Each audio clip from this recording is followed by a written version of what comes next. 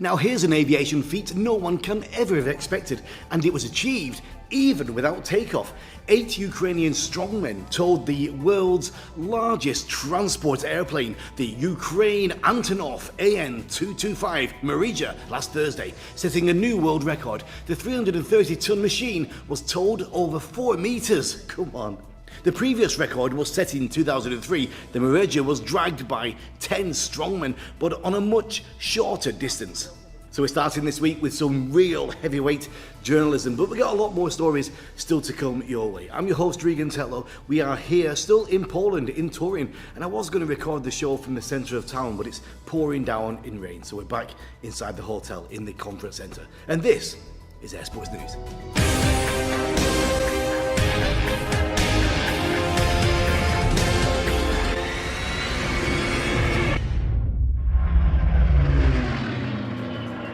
So from last week's show, you already know who was the winner of the Coupe Aeronautic Gordon Bennett race 2021. It started more than a week ago from right here from Turin in Poland. But we didn't yet show you some images from the official final ceremony. So that took place on Saturday night. Take a look.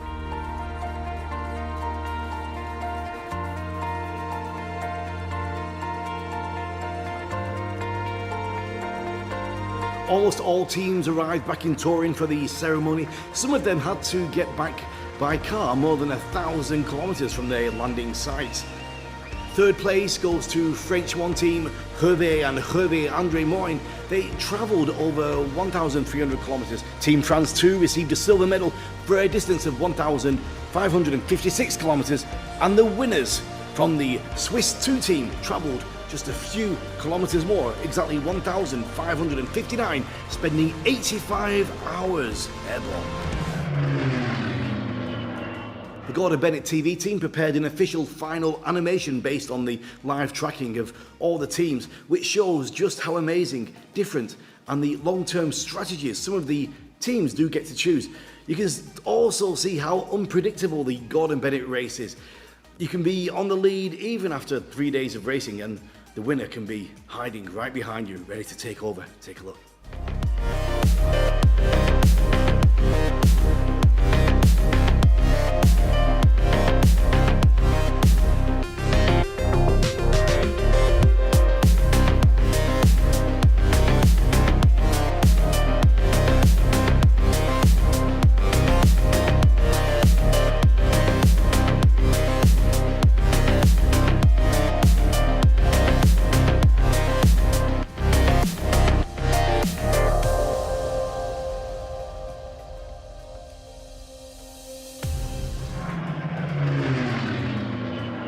I had a chance to speak with the winning Switzerland 2 team not long after their landing in the western part of France. Ladies and gentlemen, the 2021 champions, Kurt and Pascal.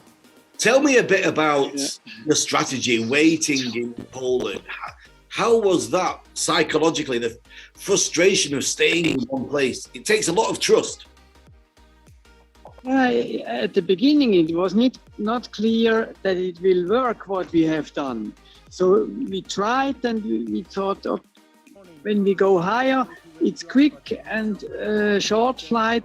Maybe this will be the winner, but we don't like short flight, so we try to fly longer, and maybe it works, maybe not. And more and more the race goes on, we saw the frontal system moved a little bit to the south and decreased. So yeah, it was good to see it comes step by step. And we had actually a little bit like we had many phases, but actually two main phases in the strategy. The first part was really getting around that weather system. And for that, we have really, I would say one of the best or the best meteo man in the field of ballooning with Daniel Gersgrasser. And he really was intensively analyzing the weather, how we really could go around without even getting wet. I mean, we never had any rain, not a bit. So our envelope stayed all the time dry, and also we as a pilot. So the first phase was really the weather part.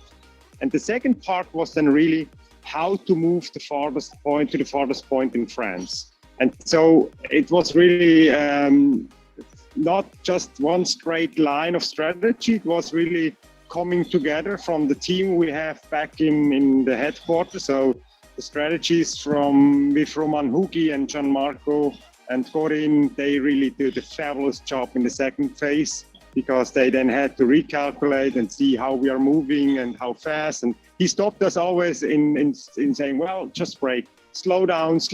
We need that slowdown. You're too fast. So.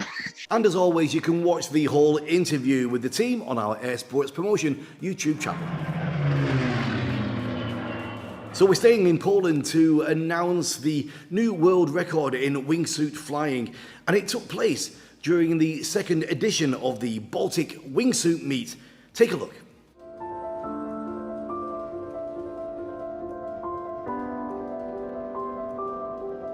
During the third day of the event over the Baltic Sea, 18 pilots, mostly from Poland but also from other countries, broke the AWF 18 world record, flying next to skydiving turbo-finished aircraft. The load organisers were Rob Heron from Canada, Daniel Kulbertsen from Norway and Peter Walasek from Poland. During the 5-day event, the pilots made on average 7 to 10 jumps a day from 4,500 metres. Congratulations to you all. Also, last week we gave you a bunch of fresh results from the parachuting mondial in Tanay in Russia, and we mentioned about some of the world records that have been beaten there, but now we have some more precise information. During the course of the Mondial, several record claims were registered with the FAI at European, North American, South American and world level. The Norwegian acrobatic wingsuit team of Espen Fadnes, Amber Forte and Andres Halland Hemley grabbed a world record with their 35 grips in their formation, beating the previous record by 3 grips. In speed skydiving, American skydiver and my good friend Maxine Tate beat the 2019 record of 418.25 kilometers an hour to gain the Class G world record for a speed of 438.06, and just 2 days later she beat her own record diving with a speed of 443.85 kilometers an hour. In the juniors, Italy's Massimo Caramel gained a world record with a performance of 482.23 kilometers on the same day, and Kyle Lopris from the USA made a world record gaining speed of 508.93 kilometers an hour. First North American records were set by the USA female formation skydivers with an impressive 25 formations, and on the same date in the VFS, the longest sequence of 24 formations. In canopy piloting, the carved speed for 70 meters of 2.033 seconds by Marcus Darman from Argentina became a new South American record. That's fast. That's a really cool list. Congratulations to all of you, my great friends.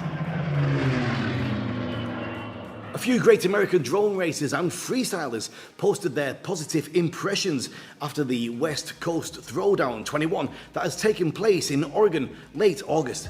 After a great challenging freestyle flights, pilots like Alex Vanover and ATEC met lots of people, drank lots of beers, broke lots of props and ripped lots of packs, and treated this contest as a great lesson before the World Championships event next year. Take a look at their epic skills.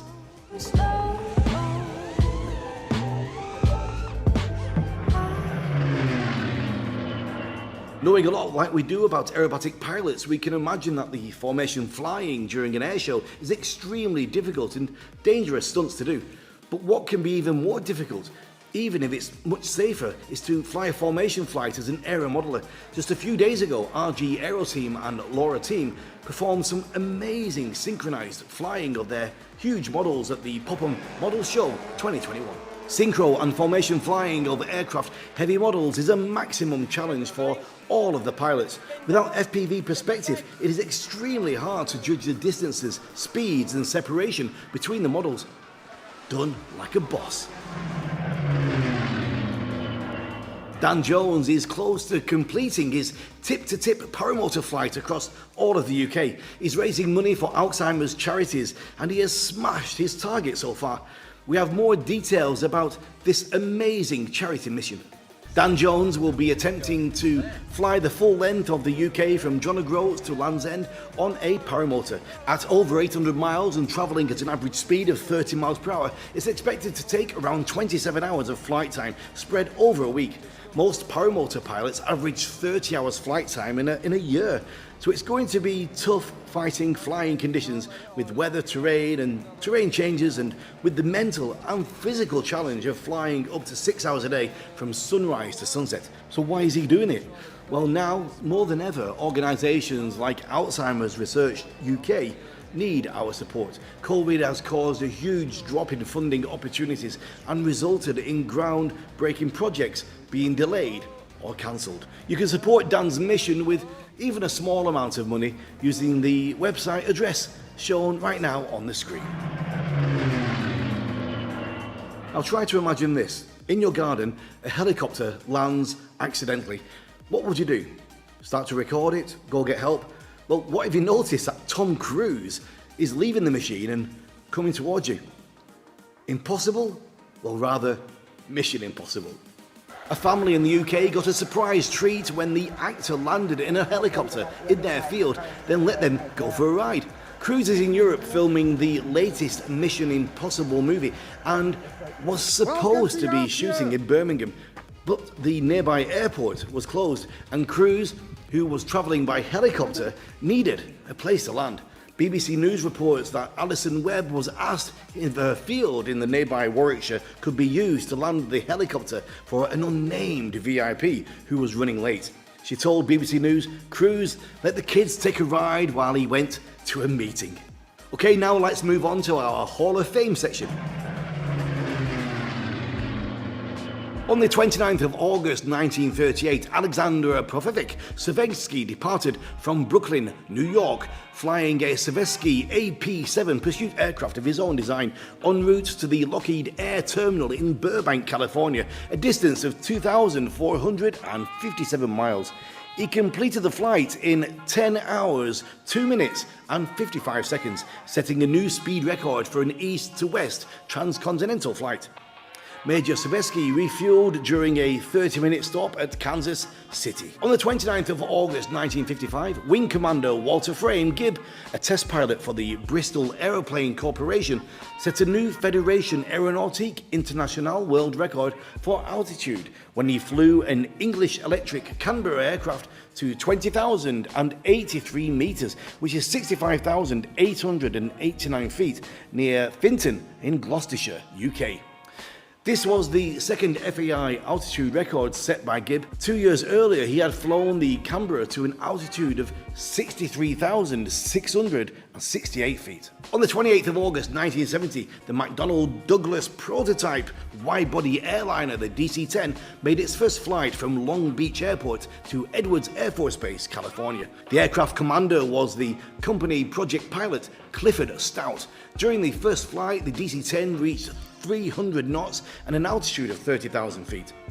On the 30th of August 1984, the Space Shuttle Discovery lifted off on its first flight into space. This was the fourth attempt to launch Discovery on mission STS-41D.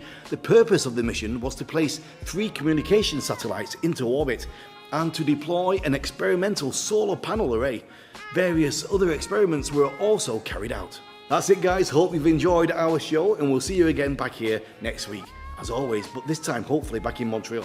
And we end with some amazing new official video clips of Don Diablo DJ, which is a combination of hot air ballooning and skydiving cooperation. Take a look. Don't forget to stay safe and keep your eyes on the skies.